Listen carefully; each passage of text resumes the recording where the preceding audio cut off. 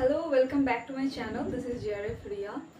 Nowadays I'm getting so much messages in my inbox, in my WhatsApp, in my Telegram, as well as some of them are calling me that please Ria, tell me a strategy by which we can get our net clear in between 10 days. See, I'm not an expert of this field, okay, but like you can get a clear-cut experience from me because I have taken the exam myself, right? So the thing is that like if you are nervous, if you're feeling that you are not planning, like if you are not planning to sit for this June exam and you're finding reason to take your exam in December, then I'm going to tell you one thing, that please don't do that, okay? uh, three things you have to do only, right? One is revision, and then mock test, and only like and practice questions. So what I did when I was also preparing for UGC NET exam and I had only 10 days in my hand, so I am going to share you that. Now you know like these 10 days are crucial for you, okay? Why am I telling this? Because see, whatever you have studied for the 6 months is not perhaps important, but what you will read in these 10 days, that will be the most beneficial. You know why? Because that are something that are our temporary memory, okay? That are immediate memory. When like that you are reading those things and you can produce in the examination hall the exact thing, right? So prepare yourself in that way that you can get a good marks, okay, with your preparation. So number one thing is that please keep away your device from you.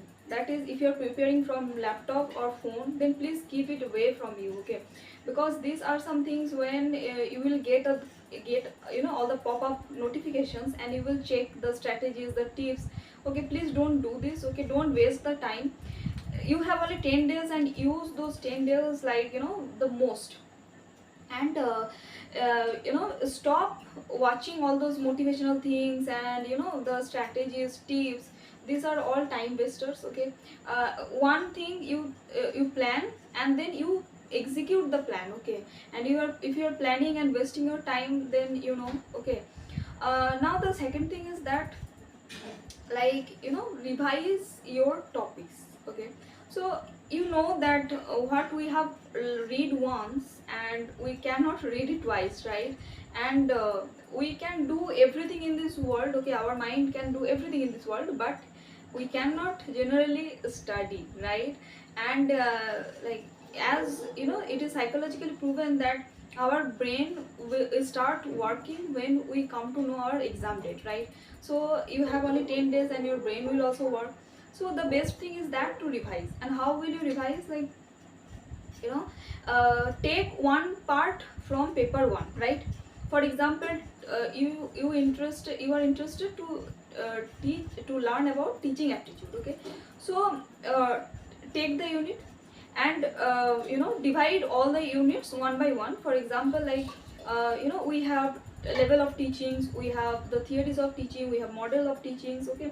And we have characteristic of learner, teachers characteristics, okay? So that are the things that you have to read only for teaching aptitude. Then revise all the topics. And revise means in the sense, it's not that like to read loudly or to read all the words one by one. This is not the case. You have to revise like so that your brain and your eyes both are working simultaneously, okay? In that time. For example, like if I am taking the levels of teaching, so I will make sure that I know what is memory level, what is understanding level, what is reflective level. So what will I do? I will understand that, okay, that theorists have discovered this, like in a Hunt, then Harvard, and then Morrison, okay? These are all the theorists and they gave the theories. And now understanding level is related with examples and relationships, and the memory level is related with facts and memories. And the third is that reflective level teaching, that will be definitely related with problem solving. Okay, so these are the main points, key points which I will remember. Okay, because at the end of the examination day you have to you have to recognize the key points. Okay, you cannot remember the whole line, right?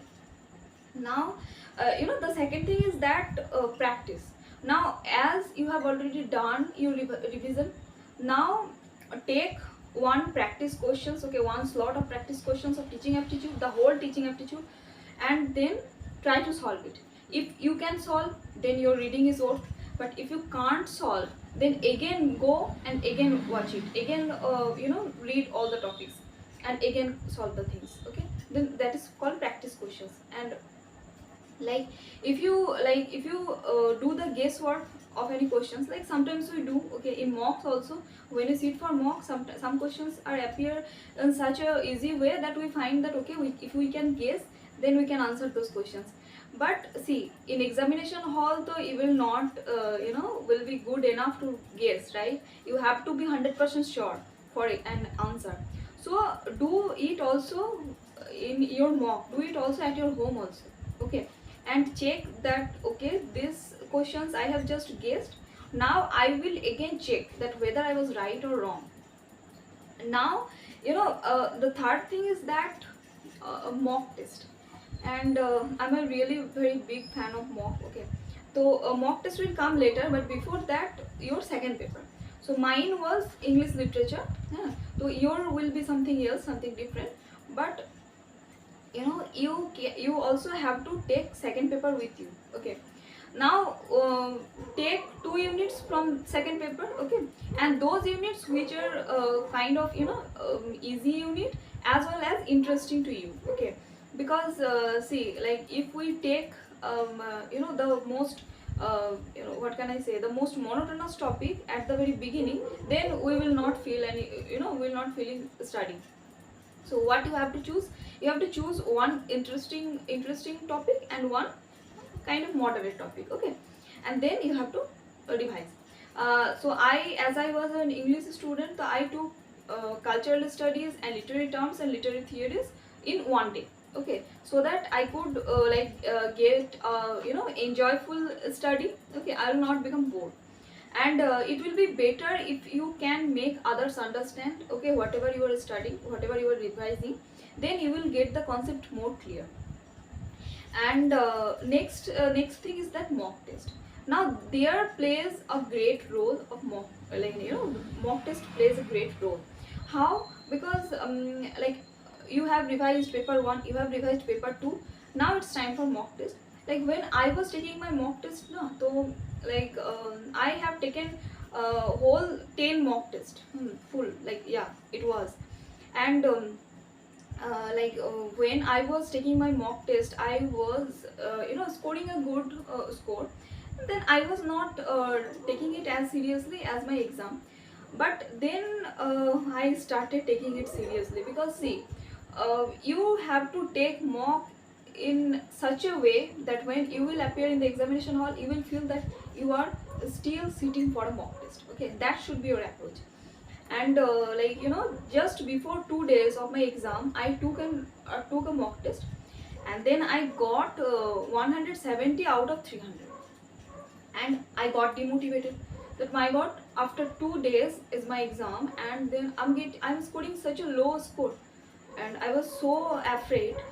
And then when I was checking the percentile, I was seeing that I'm scoring 97 percentile, I'm scoring 96 percentile. Then I came to know that the paper was tough, but the thing is that it was tough for everybody, it was not tough for me only.